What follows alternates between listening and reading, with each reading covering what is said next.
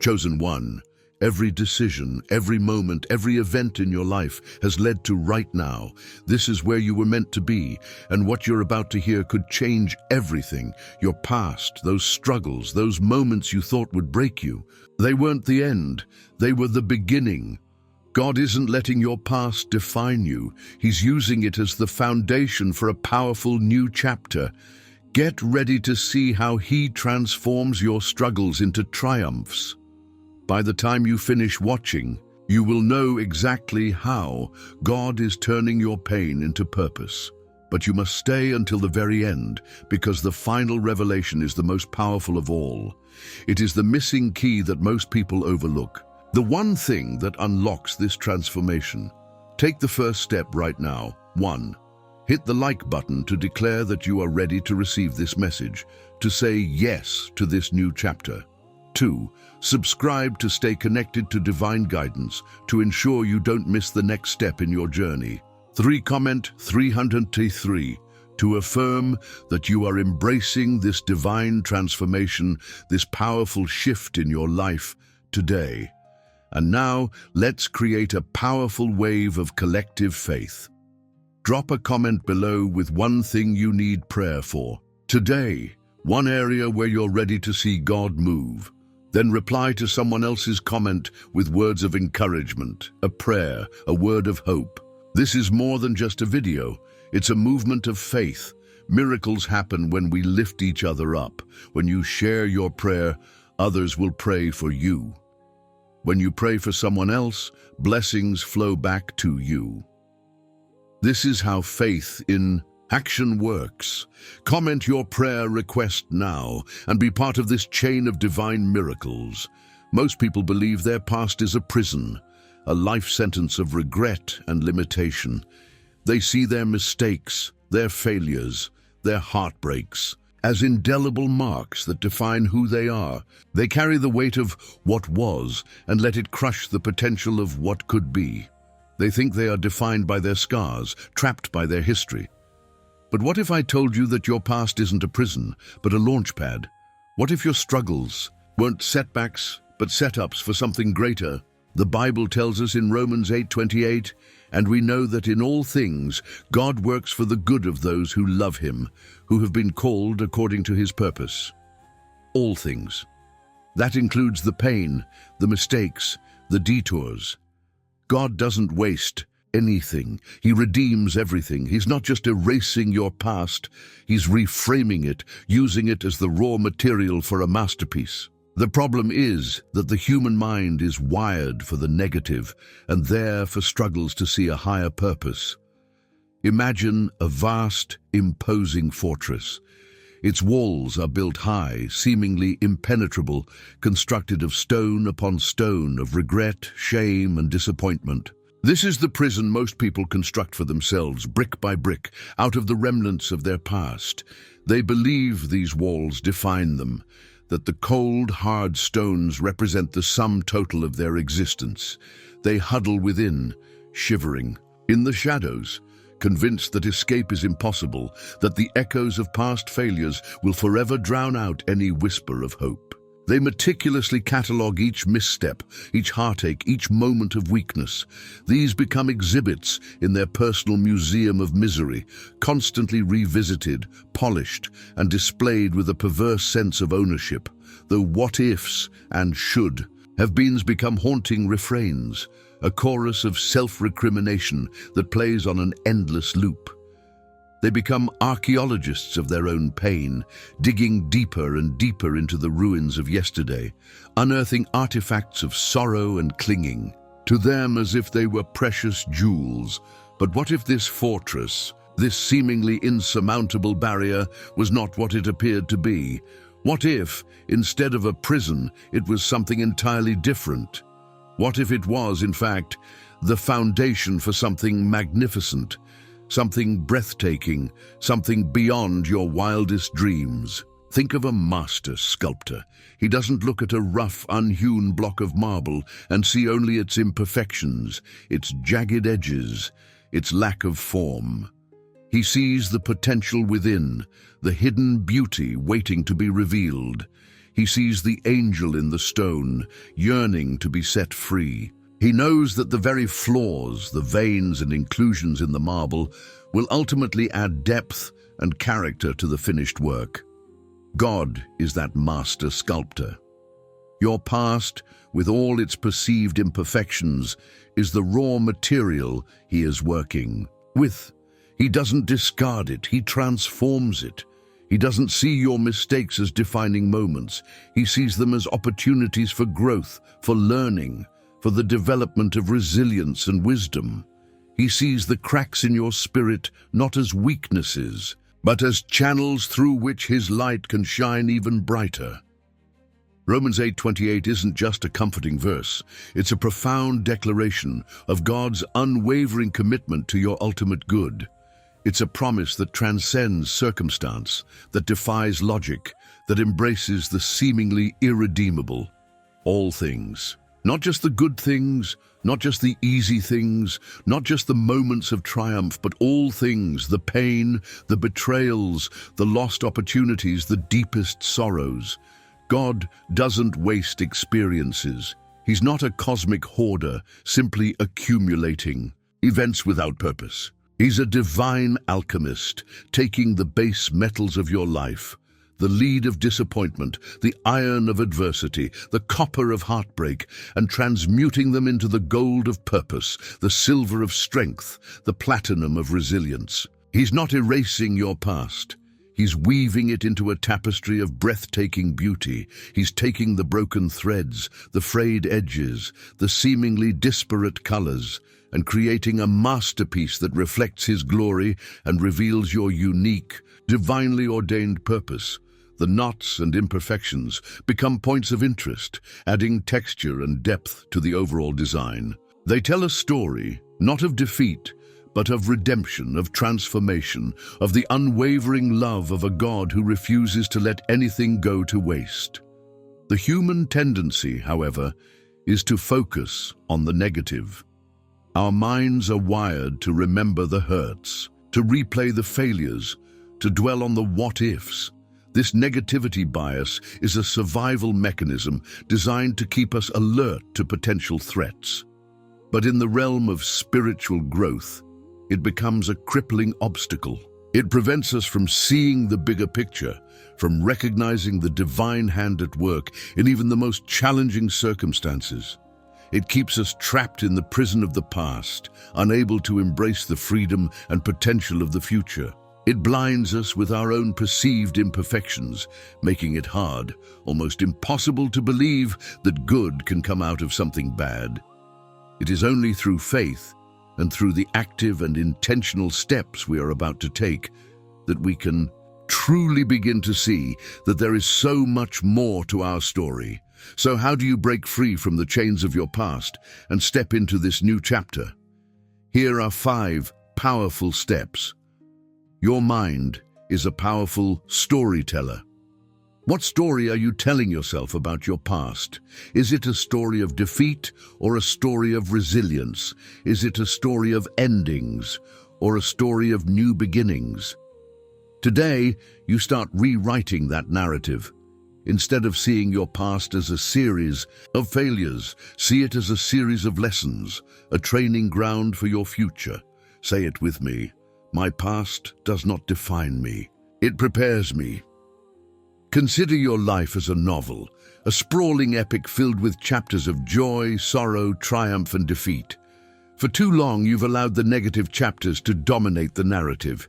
You've focused on the plot twists that brought pain, the characters who caused hurt, the settings that evoke feelings of regret. You've underlined the passages of failure, dog-eared the pages of heartbreak, and highlighted the sentences of self-doubt.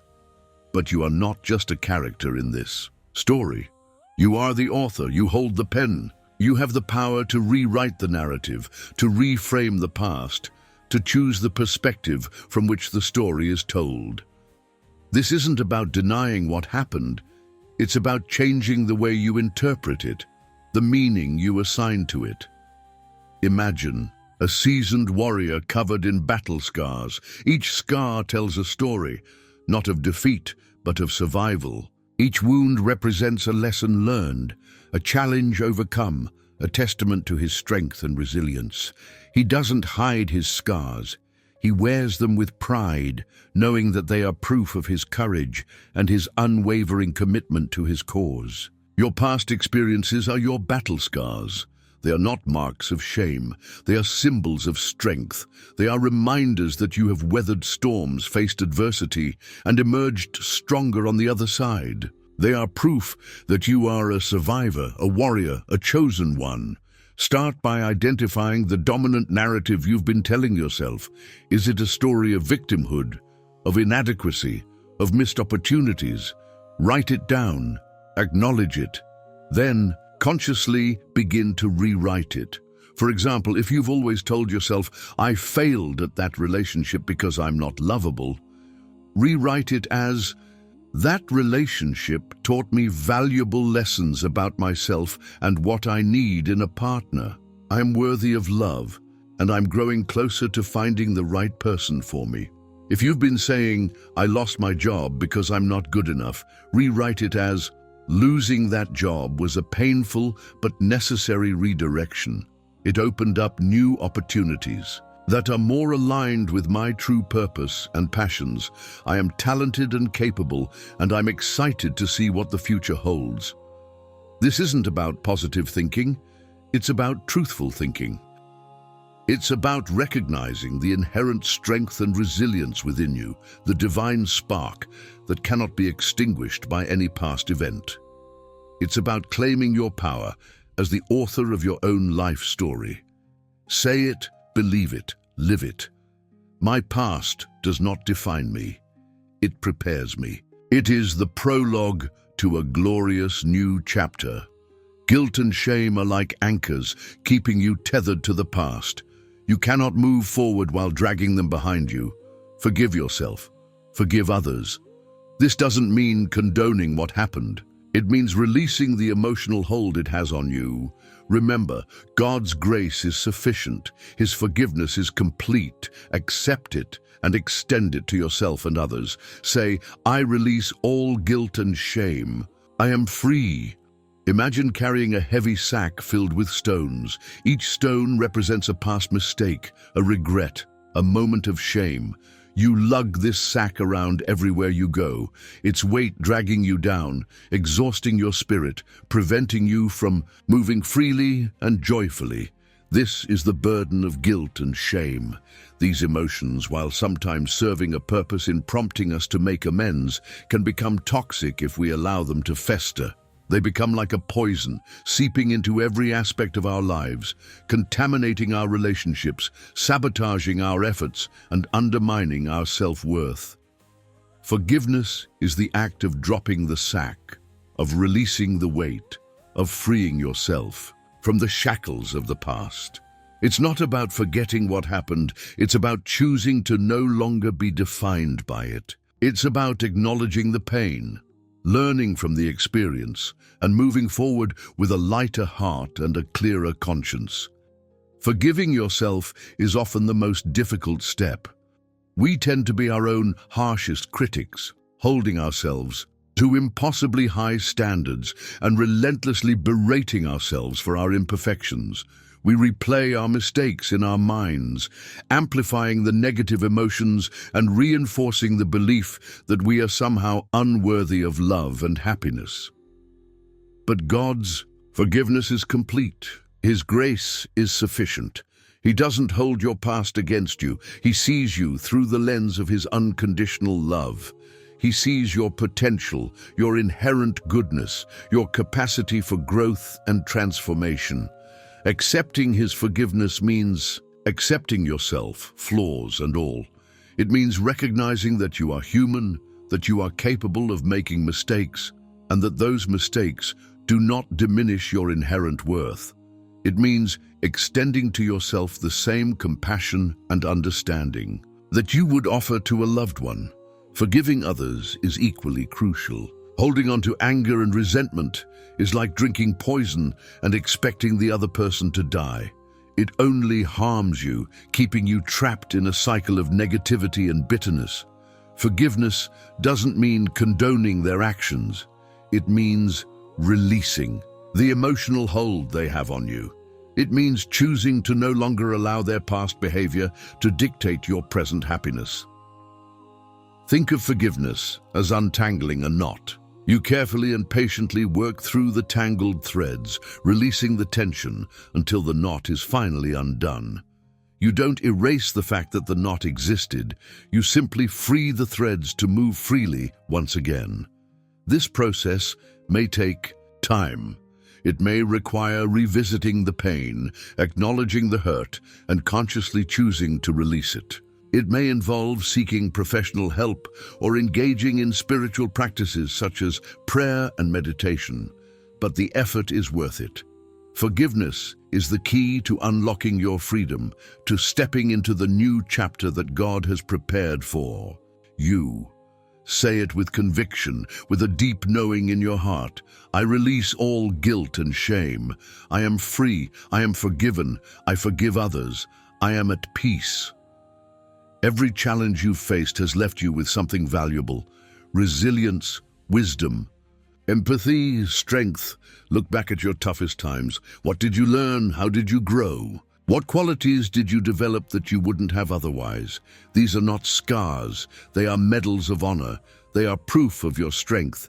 Acknowledge them. Celebrate them. Say, my struggles have made me stronger. Imagine a seed buried deep within the dark, cold earth. It seems lost, forgotten, destined for nothingness. But within that seed lies the potential for a mighty tree, a vibrant flower, a source of life and beauty. The darkness and the pressure are not punishments, they are necessary conditions for growth. They force the seed to push through the soil, to reach for the light, to develop the strength and resilience it needs to flourish. Your struggles are like that seed. They may have felt like periods of darkness, of being buried under the weight of adversity. You may have felt lost, forgotten, overwhelmed by the challenges you faced. But within each struggle, within each moment of pain and difficulty, lies a hidden blessing, a seed of strength waiting to sprout. Take the time to reflect on your past challenges. Don't dwell on the pain. Instead, focus on the lessons you learned, the growth you experienced, the qualities you developed. Did you lose a job? Perhaps that experience taught you resilience, resourcefulness, and the importance of adaptability. Perhaps it led you to discover hidden talents or passions that you wouldn't have otherwise explored. Did you go through a difficult relationship? Perhaps that experience taught you the importance of self-respect, healthy boundaries, and clear communication. Perhaps it helped you to clarify your values and to identify what you truly need in a partner. Did you face a health challenge? Perhaps that experience deepened your appreciation for life, strengthened your faith, and fostered a greater sense of empathy for others who are suffering. These are not scars to be ashamed of.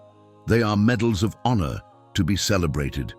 They are proof of your inner strength, your resilience, your ability to overcome adversity. They are reminders that you are capable of more than you think, that you have the power to emerge from even the darkest of times stronger and wiser. Write down the hidden blessings you've discovered. Acknowledge the growth you've experienced. Celebrate the strength you've gained. These are not just abstract concepts. They are tangible assets that will serve you well in the future. They are the foundation upon which you will build your new chapter. Say it with gratitude, with a deep appreciation for the journey you've been on. My struggles have made me stronger. They have equipped me for my purpose. They are a testament to my resilience. God doesn't allow pain without a purpose. Your struggles are not random. They are part of a divine plan. He is using your experiences to shape you, to equip you, to prepare you for something greater. Ask yourself, how can my past experiences help others? How can I use my story to bring hope and healing? To the world, your pain can become your platform. Your mess can become your message. Say, my pain has a purpose. Imagine a mosaic, a beautiful work of art created from countless tiny pieces of broken tile. Each piece on its own may seem insignificant, even ugly. But when placed together in a deliberate pattern, they create a stunning image, a masterpiece of color and form. Your life is like that mosaic. Your past experiences, especially the painful ones, are the broken pieces. They may seem fragmented, disjointed, without meaning or purpose. But God is the master artist, carefully arranging each piece, each experience, to create a beautiful and meaningful whole. He doesn't allow pain without a reason. Your struggles are not random acts of cruelty. They are part of a divine plan, a carefully orchestrated sequence of events designed to shape you, to equip you, to prepare you for your unique purpose in the world. Think of a blacksmith forging a sword in the intense heat of the furnace. The metal is subjected to extreme temperatures, hammered repeatedly, and plunged into cold water. This process, while seemingly brutal, is necessary to strengthen the steel, to remove impurities, to create a weapon that is both sharp and resilient. Your pain is like that furnace. It's not meant to destroy you, it's meant to refine you, to strengthen you, to prepare you for the battles you will face. It's meant to shape you into the person God created you to be, to equip you with the qualities you need to fulfill your divine purpose. Ask yourself, how can my past experiences help others? How can I use my story to bring hope and healing to the world? What unique perspective, what insights, what empathy have I gained as a result of my struggles? Perhaps you've overcome addiction. Your experience can give hope to others who are struggling, showing them that recovery is possible. Perhaps you've experienced loss. Your empathy can comfort those who are grieving, offering them a compassionate presence and a shared understanding. Perhaps you've faced financial hardship. Your resilience can inspire others to persevere through difficult times, demonstrating that even in the midst of scarcity, there is always hope. Your pain is not a liability, it's an asset. It's a source of strength, wisdom, and compassion that you can use to make a difference in the world. Your mess can become your message. Your story can become a beacon of hope for others. It is often the most challenging parts of a test that ultimately provide the biggest learning. This is true in life and true of your life. Embrace the power of purpose. Recognize that your past experiences have uniquely equipped you to serve others, to make a positive impact, to fulfill your divine calling. Say it with passion, with a deep sense of calling. My pain has a purpose. I will use it to help others. I will transform my struggles into triumphs. This is where most people hesitate. They want a guarantee, a roadmap, a clear vision of the future before they take the next step. But faith isn't about knowing everything. It's about trusting God even when you don't. It's about taking that leap even when you're scared, knowing that He is with you. It's about believing that He is working all things together for your good, even when you can't see it yet. Say, I trust God's plan, even when I don't understand it. Faith, in its purest form, is a radical act of trust. It's the unwavering belief in something unseen, the confident expectation of good, even in the face of adversity. It is stepping out of the boat in the middle of the storm, knowing you will not sink. It's venturing into the unknown, guided by an inner compass that points towards divine purpose. It's easy to get caught up looking for signs and clues and every little answer. Many people approach faith like a transaction. They want a guarantee, a detailed itinerary, a clear roadmap of the future before they commit. They want to see the destination before they take the first step. They want to understand the why and the how before they surrender to the what is. But this isn't how faith works. Faith isn't a contract. It's a covenant. It's not a business deal. It's a relationship. It's not about demanding proof. It's about trusting the character of the one who has made the promise. Imagine a child learning to ride a bicycle. They don't demand a physics lecture on balance and momentum before they get on. They don't require a guarantee that they won't fall. They trust their parent, who is running alongside them, holding onto the seat, promising to keep them safe. They feel the wind in their hair, the thrill of movement, the exhilaration of newfound freedom. They may wobble, they may even fall, but they get back up, their trust renewed by the parent's unwavering presence. God is that parent. He's running alongside you, holding onto the seat, guiding you, encouraging you, promising to never let you go. He doesn't promise a smooth, easy ride. He promises to be with you every step of the way. He doesn't promise to eliminate all obstacles. He promises to give you the strength to overcome them.